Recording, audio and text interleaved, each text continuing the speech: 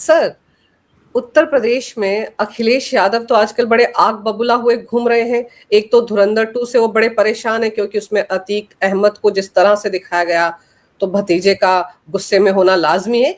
लेकिन महिलाओं को लेकर आजकल जिस तरह से उनके अपनी प्रेस कॉन्फ्रेंस में एक महिला ने पूरी पोल पट्टी खोल दी कि किस तरह का राज होता था पहले उत्तर प्रदेश में और बाबा के आने के बाद क्या फ़र्क आया है, उससे भी परेशान हो गए हैं।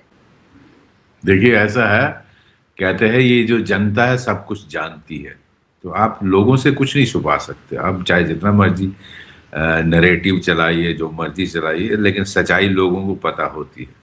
अब वो एक महिला जैसे बोल रही थी, वो दिखाता है कि दैट इज सेंटिमेंट एक लेडी का पूरे यूपी में है कि हमको जो सुरक्षा नहीं थी जब ये इस तरह का निज़ाम था, और आज वो योगी जी को उनके रिश्तेदार तो लगते नहीं, योगी जी की तारीफ क्यों करें? बिकॉज ही हैज इंश्योर्ड कि जो गुंडा राज है वो खत्म हो जाए। उन्होंने जो उनका स्टेटमेंट था वहाँ असेंबली में कि हम मिट्टी में मिला देंगे, वो बिल्कुल सही है, वो किया उन्होंने जो बोला, और उसी का नतीजा जितने गैंगस्टर थे यूपी में। हालांकि यूपी, मेरा ये मानना है कि आज भी वहां सर उठाते हैं। वो ऐसी स्टेट है कि योगी जैसा बंदा होने के बावजूद मैं कई बार सोचता हूँ एक्चुअली सबसे ज्यादा अगर कलयुग है भारत पूरी दुनिया में, तो भारत में यूपी में, क्योंकि वहां इतना सख्त चीफ मिनिस्टर होने के बावजूद फिर भी आप देखते हो आए दिन कोई ना कोई वारदात होती है। तो लेकिन योगी जी ने जो कहा वो किया, और आज उसी का नतीजा है कि वहां की एक एक महिला फील करती है कि मैं रात को निकल सकती हूँ। ये नहीं है कि दिन दिहाड़े गुंडे उठा के ले जाएंगे, दिन दिहाड़े कत्ल हो जाएंगे, वो चीज़ नहीं हो पाती। अब डरते हैं गुंडे। तो ये जो मोदी योगी जी ने किया, वो उसका ये लेडी वो रिफ्लेक्ट कर रही थी। अब उसको थोड़ा योगी जी ने भेजा, वो एक आम लेडी है जो बात कर रही थी, तो मैंने उसका वो देखा, तो मैंने उसमें लिखा कि रियलिटी चेक फॉर श्रीमान अखिलेश यादव। तो उस पर उनकी पार्टी का कोई कोई पता नहीं कौन आईटी सेल चलाता है, उसने बड़ा इल्टा उल्टा सीधा लिखा। तो फिर अब मैं उनके स्तर पे उतर नहीं सकता, लेकिन मीठे मीठे जो मैं बोल सकता था वो उनको नेचुरली सुलगी होगी। तकलीफ तो होती है जब सच सामने आता है। जैसे मैं धुरंधर के लिए बोलता हूँ, जो सच्चाई है ये देखिए, कैमरे में फंसी गलत लड़की से गलती हो जाती।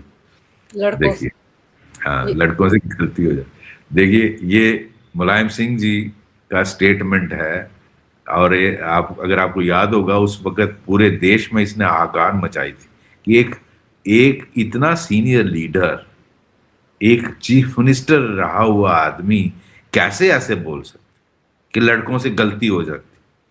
मतलब वो आप क्या कह रहे हो? मतलब लड़कियों के रेप होते जाएं, आप इस तरह का बयान देना, मुझे लगता है इसने पूरे भारत में लेडीज जो 50% पॉपुलेशन है उसको हिला दिया था, और जो सेंसिबल इंसान भी थे, मर्द भी थे, उनको भी लगा कि ये क्या बोल रहा है। You are encouraging rapist as a chief minister. तो इस पे शर्म आनी चाहिए। इनफैक्ट पार्टी को माफी मांगनी चाहिए। मेरा ये मानना है, इस पार्टी को लोगों से और इस देश की महिलाओं से माफी मांगनी चाहिए इस बयान के लिए। जी सर, ये तो बयान था, लेकिन जिस तरह की बातें वही जो आईटी सेल है उन्होंने लिखी, आप ये सोचिए कि ये तो वो पार्टी है जब अखिलेश यादव सीएम थे, तो सर ये लोग तो चले गए थे कोर्ट में आतंकवादियों को बचाने के लिए, जिन्होंने अयोध्या में हमला किया था, जिन्होंने वाराणसी में आतंकवादी हमलों वारदातों को अंजाम दिया, उन सारे आतंकवादियों की पैरवी करने के लिए, उनको रिहा करवाने के लिए केस विथड्रॉ हो जाए, इसलिए इलाहाबाद हाईकोर्ट पहुंच गए थे। शर्म की बात, चुल्लू भर पानी में डूब के मर जाना चाहिए। इनकी पार्टी जो इस तरह की घिनौनी हरकत करती है कि जिन्होंने वाराणसी में हमला किया, जिन्होंने अयोध्या में हमला किया, उनको आप बचाने जा रहे हो, शर्म नहीं आती? फिर हाई कोर्ट से फटकार मिलेगी, are you not encouraging terrorism? कल आप इनको पद्मश्री भी दोगे। ये हाई कोर्ट के कमेंट्स, शर्म आनी चाहिए। मैं कहता हूं इस पार्टी को वोट कैसे डालते हैं भारत के लोग, फिर वो भी भारतीय नहीं है जो इनको वोट डालते हैं, उनको अंदर झांकना चाहिए। सर तो ये भी था, और ये जो घटनाएं थी, आप सोचो ना कि जैसे इसमें अगर डिटेल में जाएं तो 2006 में वाराणसी में सीरियल ब्लास्ट हुए थे, उसके आरोपी थे ये। अब फिर उसके बाद 2007 में कोर्ट में ब्लास्ट हुआ, उसके आरोपी थे। तो कोर्ट को तो कहना पड़ गया कि आप इनको पद्मश्री दिला दीजिए ना, अगर इतना प्यार है, इतना रिहाई के लिए आप वहां पहुंच रहे हैं। तो आप सोचिए कि ये क्या क्या कर सकते थे, और आज ये दूसरों को देशभक्ति का पाठ सिखा रहे हैं कि देशभक्त कैसे होना चाहिए। बिल्कुल सही, आपने सही कहा। और मैं चाहूंगा कि जो यूपी के लोग हैं वो ये सब देखें, और वो इस पार्टी को जो वोट डालते हैं वो अपने अंदर झांके पहले कि आप किसको मदद कर रहे हो। आप जाति पे बंट जाते हो, और ये आपके देश के साथ हो रहा है।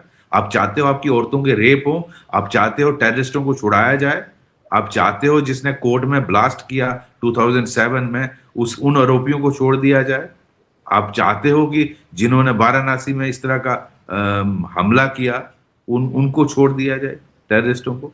ऐसे लोग, ऐसी पार्टी के लीडर्स को आप वोट डालते हो, आपको शर्म नहीं आती? आपको इस देश में रहने का, फिर वो ठीक बोलते हैं डोवल साहब कि पाकिस्तान नंबर 2 एनिमी है, नंबर 1 एनिमी तो हमारे अंदर। तो बिल्कुल सही है, पाकिस्तान और चाइना बाद में आते हैं।